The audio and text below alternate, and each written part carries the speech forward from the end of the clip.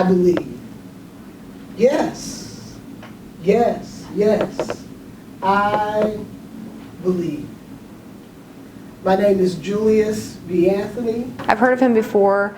He is pretty well known here in the St. Louis region. I think he was a perfect fit for our event. You know, I think we didn't have a very large audience because I think a lot of times kids kind of stray away from just presenters like that, but I think they were pleasantly surprised. I think they learned a lot of really interesting, crucial information.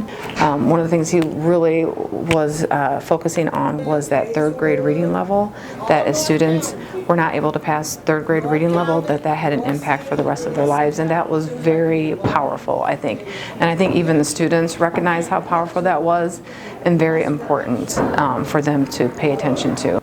We don't do too much stuff for Black History, so whenever we do have something, I want to come out and support.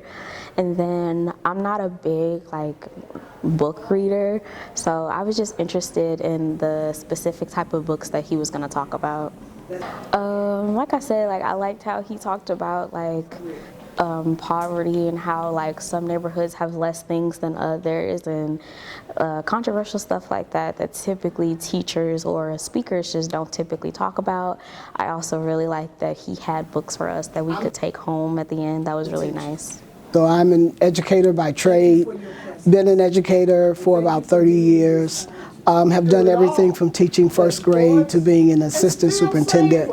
But the poems that I wrote, I call them affirmations, and I wrote them for my first grade students when I taught first grade.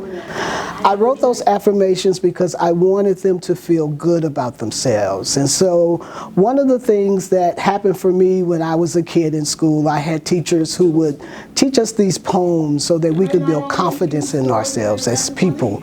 And so I wanted to do the same thing for my children. Say this: I am royalty.